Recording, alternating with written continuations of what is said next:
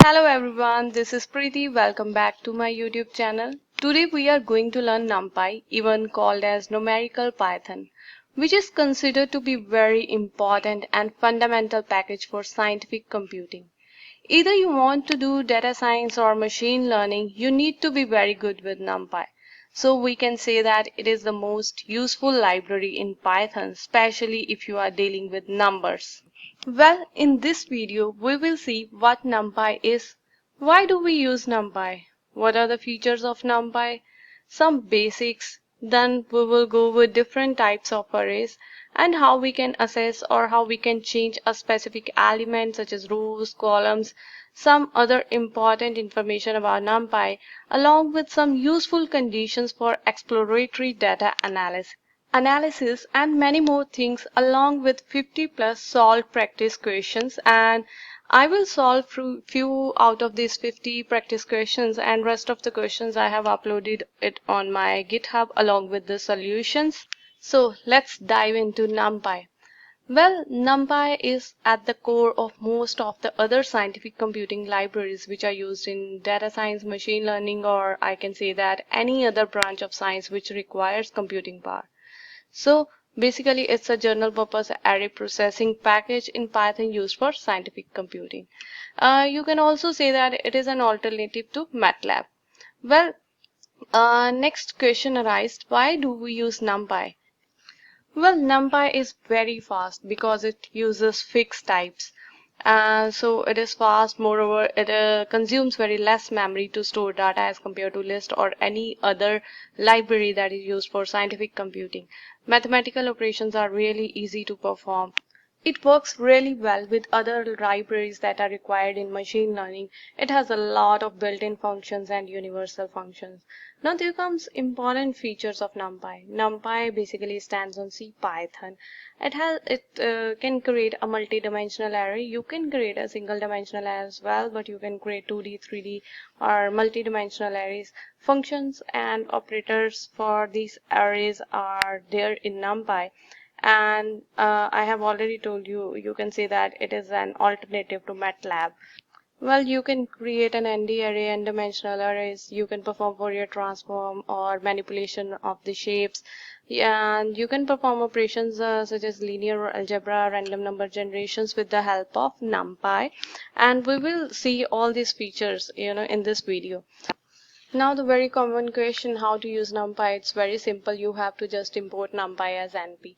You can simply import it as NumPy as well, but we are using NP as it is a common convention that we have used in pandas as well, such as import pandas as PD. So here it is a common convention, so we are importing NumPy as NP. So before actually importing NumPy, we have to load NumPy. So here you have to use pip install NumPy. I have already installed it. You can see that requirement already satisfied. And one more thing, I'm using Google Colab here in this video. You can use Jupyter Notebook or anything you want. It's up to you. You can use anything, and all the code on this notebook, moreover the practice questions for NumPy, everything will be provided in the description below. I will upload both these notebooks in the GitHub and provide the link in the description below. So let's start with it. First of all, you have to install NumPy to load NumPy, then import NumPy as NP. Now let's start with the very basics of NumPy. So here firstly we should know how to initialize an array. So to initialize an array you have to use np.array. If you are not using np, if you are just simply importing it as NumPy, import NumPy, then you have to mention here NumPy. So here you can see that you can get all the details about NumPy. So this is the complete documentation. Now you have to do np.array, and then within the parenthesis you have to pass a list. Fine. So here I am just creating a simple 1D array and providing a list inside this parenthesis, so it will initialize an array for you. Now you can also check the type of this array. You can see that it is np.nd array. Now this is not only this, you can also initialize little bit more complex arrays such as 2D array, 3D or float. We have to provide a list within a list to create a 2D or 3D array. So here I am creating a 2D array and I am providing a list, means two lists within a list, and I'm providing a D type as well. You can also mention the type you want. If you mention here a float, then it will convert all those values into a float. So same thing, np dot array, and then I want 2D because here I just want 1D array, so I'm just passing the values inside a list, but here I will pass the values list inside a list. You can also pass tuples inside a list. We will see that in next example. So here I am getting this. Again, if you will check the type of this, it will be numpy dot nd array. So here what I am doing, I am just passing these two, I want to create a 2D array, but here I just want to show you an example of upcasting. What basically upcasting is, in layman terms, we know that float takes more space as comparative to integers. We know that integer consumes takes 4 bytes and float takes 8 bytes. So automatically NumPy will convert all other values into floats, means whichever takes more space it will convert other.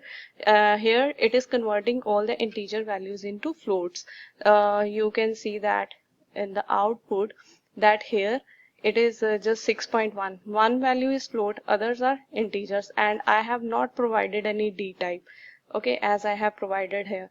So here it is automatically converting all the integer values into float. Fine.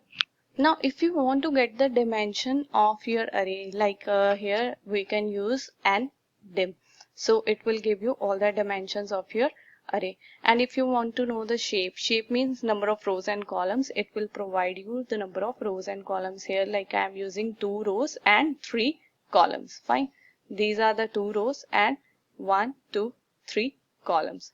And if you want to check the type, you can do that as well by using D type attribute. So these all are attributes. Don't confuse with this thing that these are methods. These all are attributes. And if you want to check the size of your elements to get the size of your array, to get total number of to get the number of elements, you can use x dot size. But if you want to get the total number of elements, means to get the total size, you have to use x dot item size as well, and you have to multiply this with x dot size. Well, so now we are clear with this, how to initialize an array. Similarly, we can even initialize a 3D array, okay, by creating a list within a list within a list. Similarly, we have done a list within a list for 2D array. You can also create a 3D array as well. So these are just all the basic things about NumPy. Now let's start with a basic question. The question is how to create a Boolean array. I have already told you that while creating an array, you can also mention a D type. So here I'm using np dot.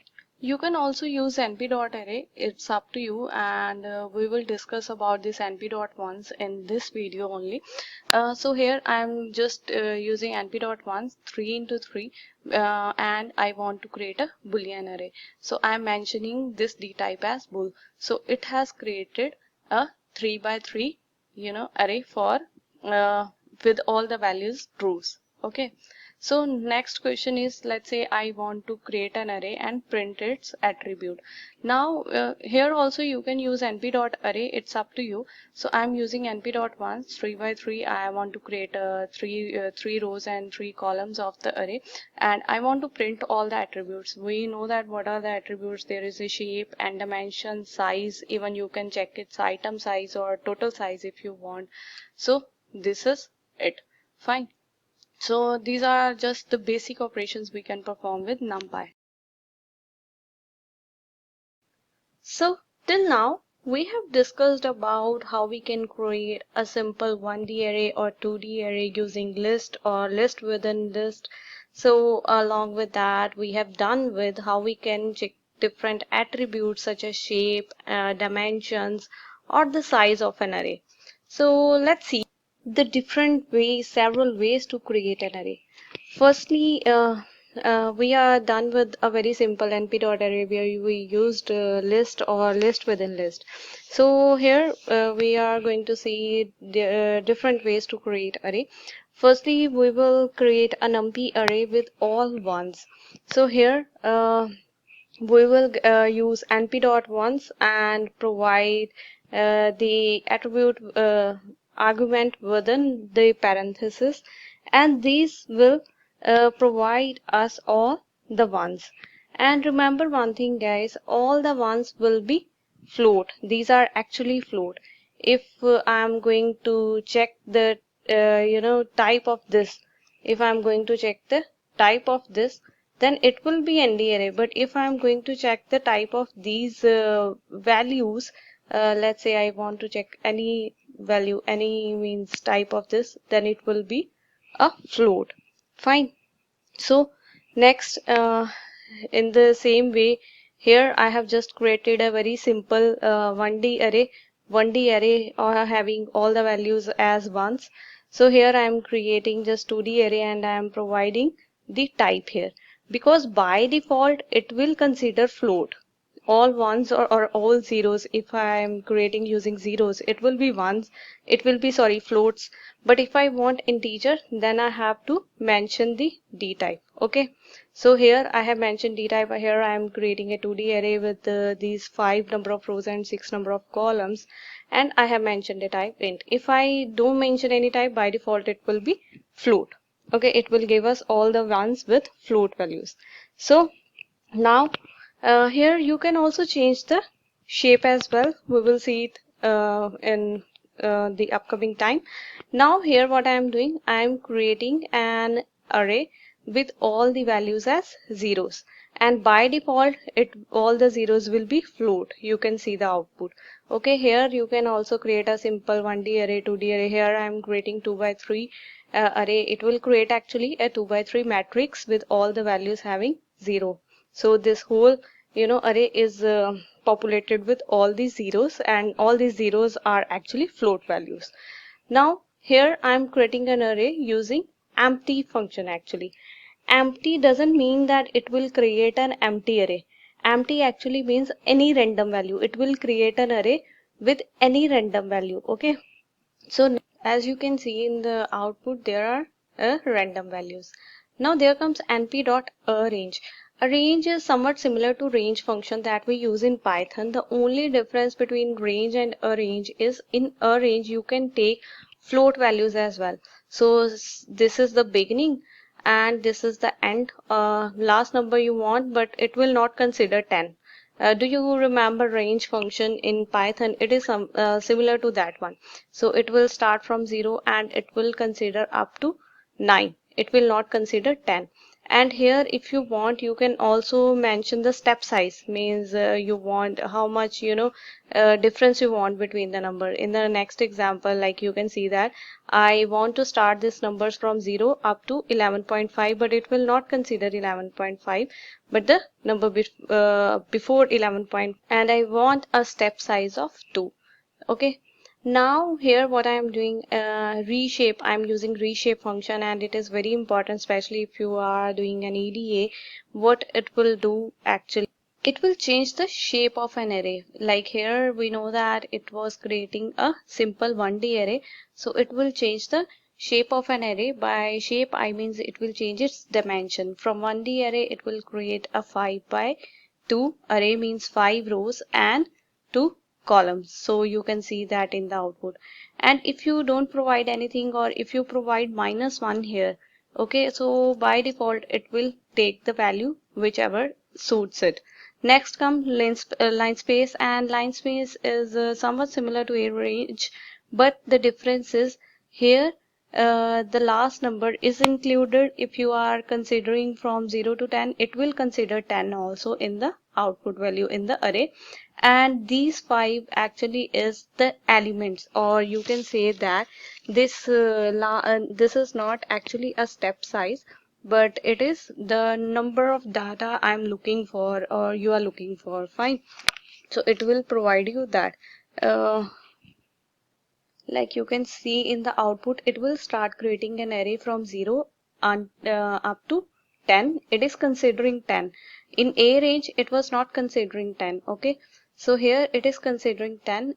But if in case you don't want this last value, okay, then you can set endpoint as equals to false. By default it is true. You can also set it as false. Then there is one another important attribute is red step, which is actually a step size. You can also set it as false, or if you want to give any value, you can give it. Now next come log space. Log space actually gives you logarithmic values. Fine. So by default it is 2, but you can also change the base here. So you can give the value according to you. Now let's see how we can create an array using random distribution. Fine. So first of all, we will create an array using np.random.rand, and I want 3 by 3 matrix, sorry, 3 by 3 array, 3 rows and 3 columns. It will generate any random array with any random values. Fine. So again, I'm using np.random.rand and I want to create 4 by 4 number of rows and columns for an array. So what is the difference between actually rand and rand n? Rand, if we draw this rand and values, then rand will give you a uniform distribution, whereas rand n will give you a normal distribution. It will provide a normal distribution curve, and rand will give uniform curve. Fine. So here it will give you any random values. Fine, any 4 by 4, any random values. But if you want it to be fixed for me, fixed for else anyone else, then you can use seed also. Seed always generate the same random distribution, sorry, same random data set. Then there comes rand int. Rand's int is somewhat similar to, you can say, line space function actually. Fine, so we have already discussed about.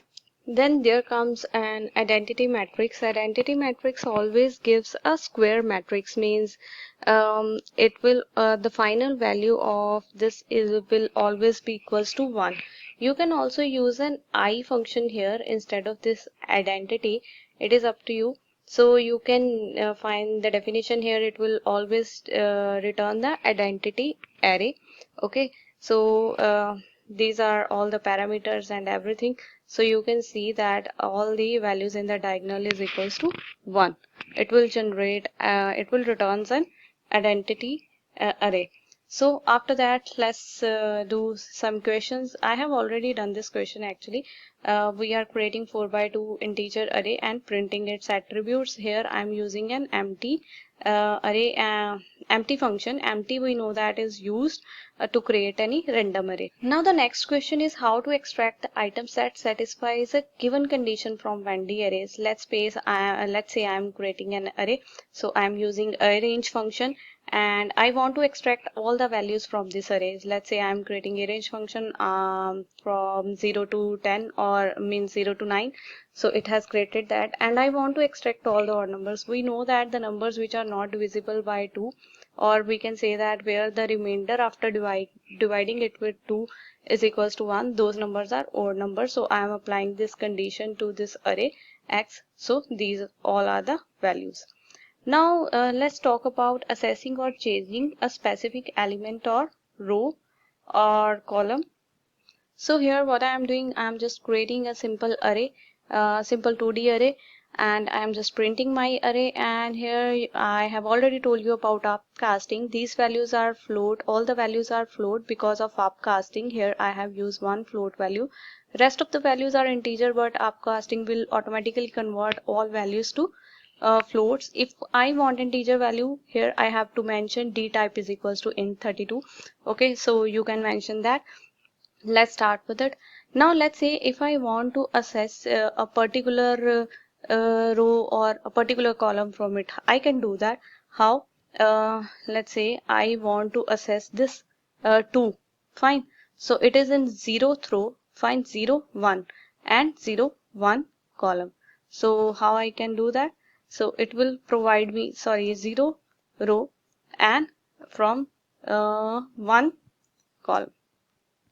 So I got the value. Fine. Similar way, if I want to get a specific element, let's say I want to get this 7, only 7. So I can do that 0 rows, first row, from this first row and column number 0, 1, 2, 3, 4, 5. So from first row and fifth column, I can do that first row and fifth column. So this is the format, so I got the value.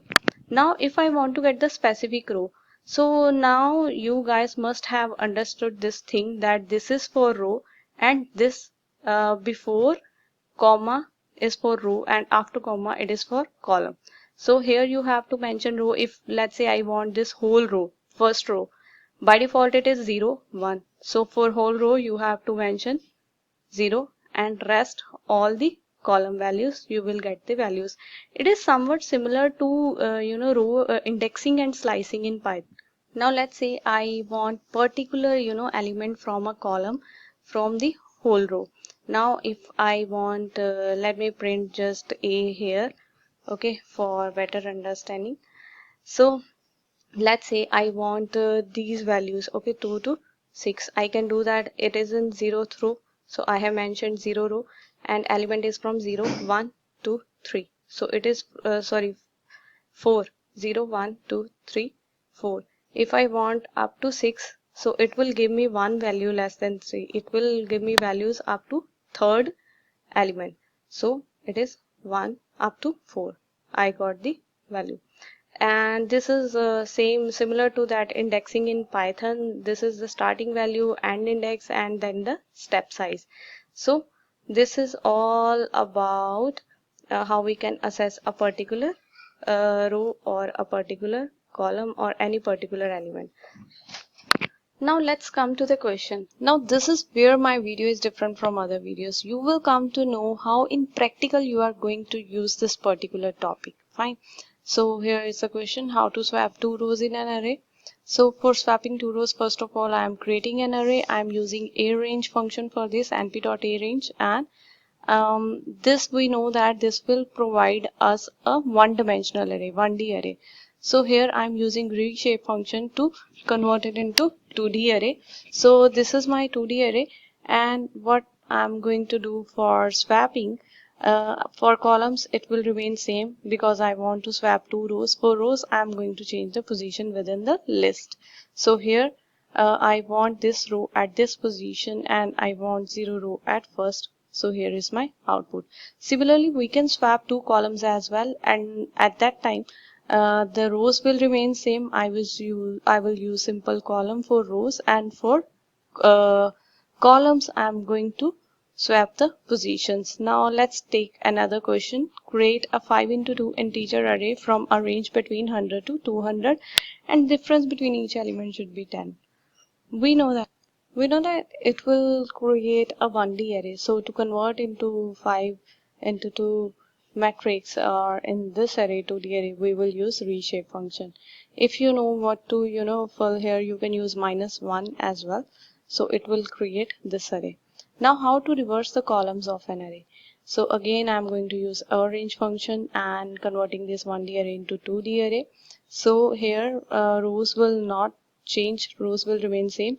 For reversing column I'm going to use that slicing operation we have used in Python already. It's very simple. It will be the starting position, last position. If you will leave it unchecked, it will automatically do this for you, and -1 is for reverse operation. It is very much similar with the Python slicing or indexing. Now let's talk about some useful conditions that we are going to use for EDA. So here I am creating an array and I'm just providing a value that is 2.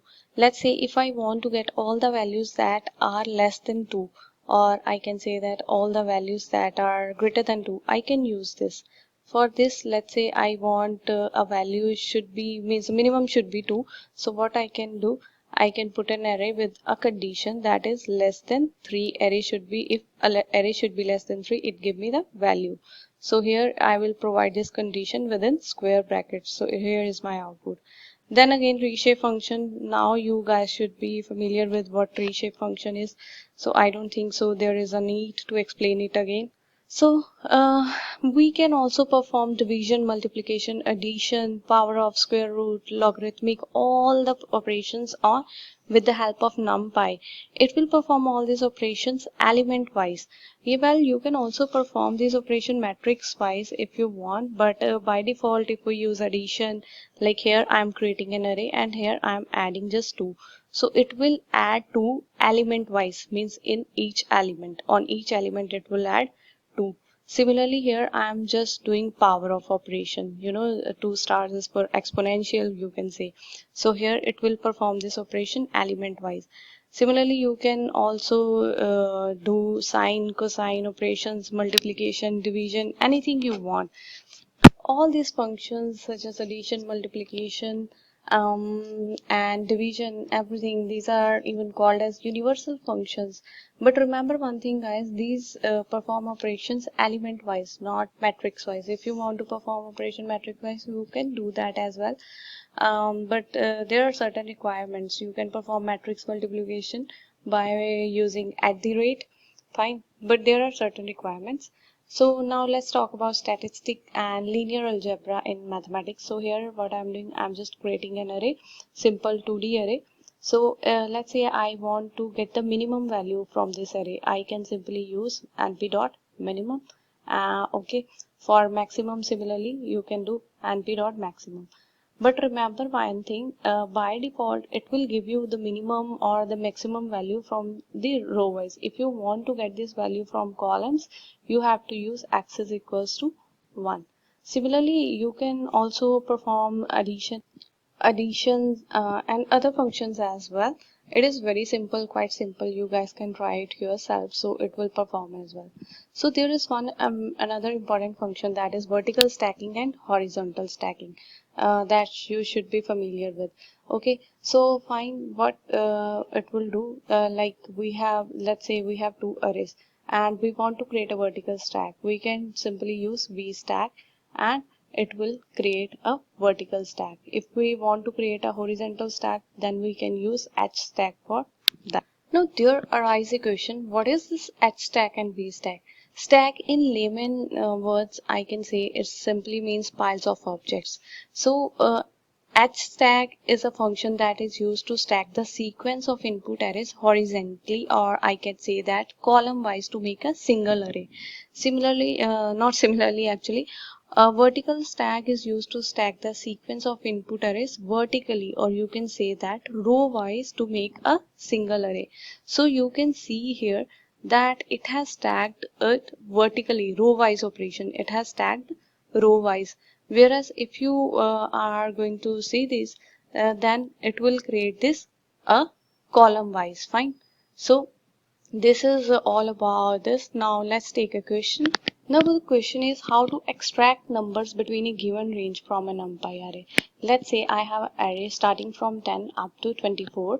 So there is an np.arrange 10 to 25. It will give you number up to 24, and I want only the numbers from 15 to 22, means within this range, greater than 15, less than 22.